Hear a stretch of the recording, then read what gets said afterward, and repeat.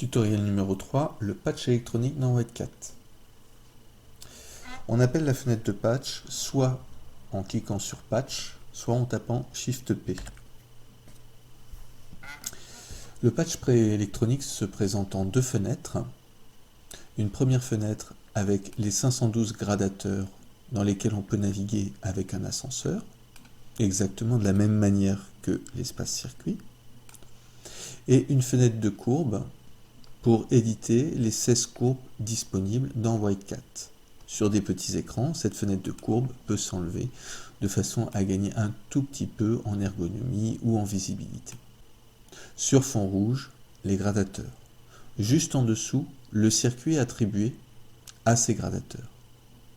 Juste en dessous, le circuit qui pilote ces gradateurs.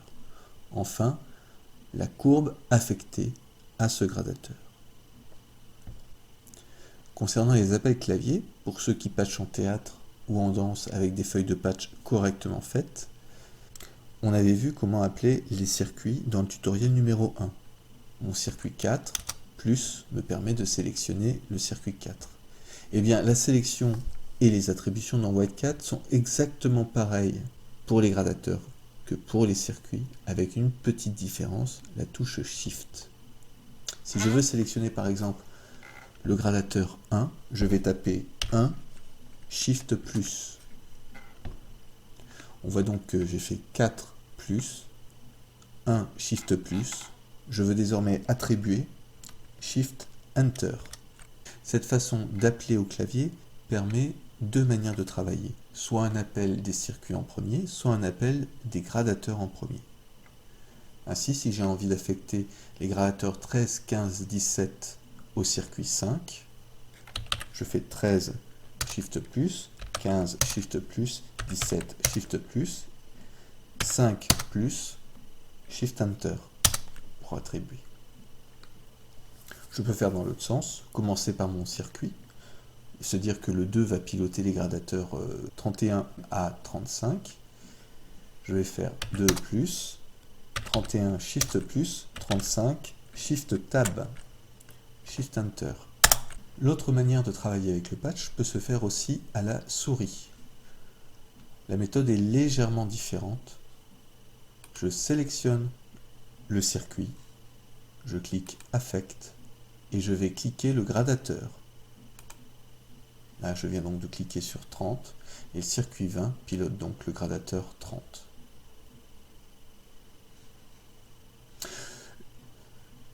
On peut avoir aussi une multiple sélection de gradateurs. On peut retrancher 15 Shift moins, rajouter 18 Shift plus, faire une sélection chaînée comme je l'ai fait tout à l'heure, 1 Shift plus, 5 Shift Tab, ou même désélectionner Shift Escape. Ce pour les appels clavier. À la souris, Unselect est bien sûr la désélection. Affect, nous venons de le voir. On peut sélectionner tous les gradateurs d'un clic, les mettre à 0 si on veut les désaffecter tous, avec une confirmation, ou tous les sélectionner et les mettre en défaut pour repartir d'un patch droit.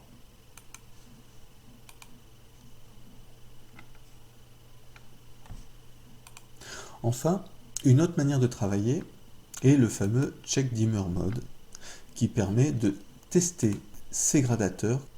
Si on se rappelle bien, dans les commandes du tutoriel numéro 1, la commande CTRL flèche latérale permet d'envoyer à full le circuit et donc les gradateurs sélectionnés.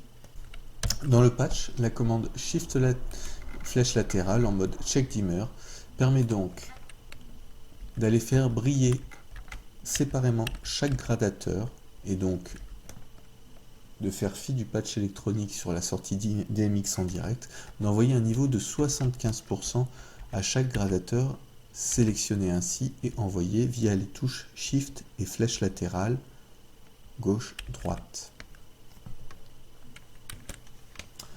Enfin, lorsqu'on se déplace avec les flèches latérales dans les circuits, cela permet de vérifier vite fait l'attribution d'un gradateur à un circuit.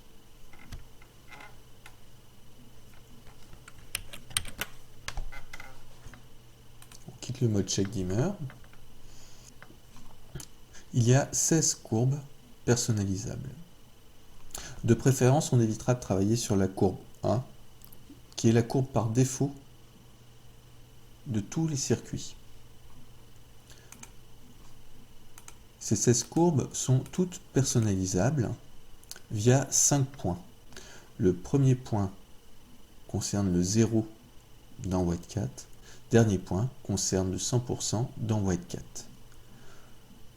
On peut agir sur ces 5 points.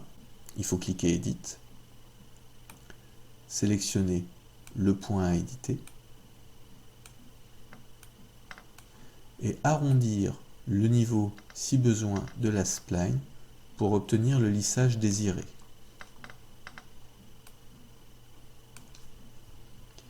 Par exemple, cette courbe, je désire l'attribuer à départ, qui ont des petits soucis de préchauffe.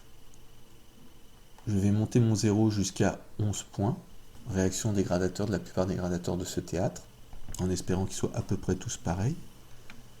Dès que je serai donc à 1%, ça commencera à briller.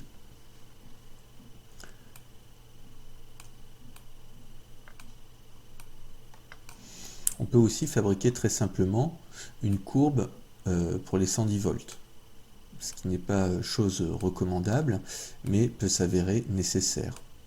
À ce moment-là, on va brider le signal, même si c'est un peu dangereux, il faut éviter de péter ces courbes, ou de faire une erreur de manipulation, et on va donc brider le signal pour arriver à 50% à full en sortie.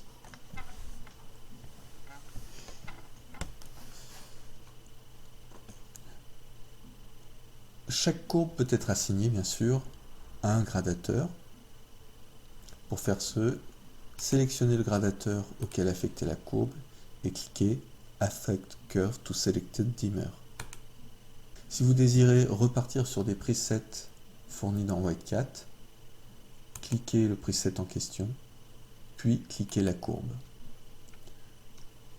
Donc nous avons Linear, Square pour les courbes télé, Preheat pour les parts et Fluo pour les courbes fluo. Une façon de travailler avec Whitecat lors de l'édition des courbes est d'avoir affecté le circuit que l'on veut travailler au niveau de sa courbe à un fader pour pouvoir le manipuler manuellement. Par exemple, mettons que j'éteins tout. Par exemple, mettons que je veux travailler sur mon circuit 1. Je vais l'affecter à un fader. Donc là, il est affecté au fader.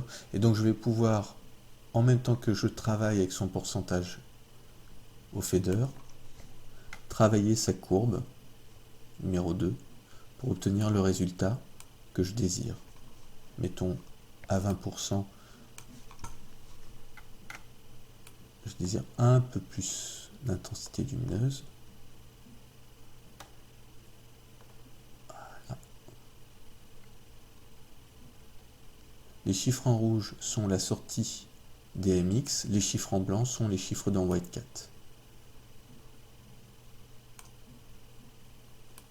Donc si je veux augmenter un peu plus encore, et sur scène, j'ai mon projecteur qui brille.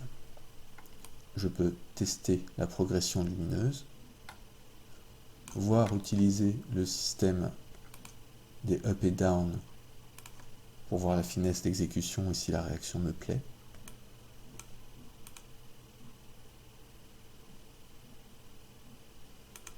Et me dire c'est bon, c'est vendu, ma courbe est bonne.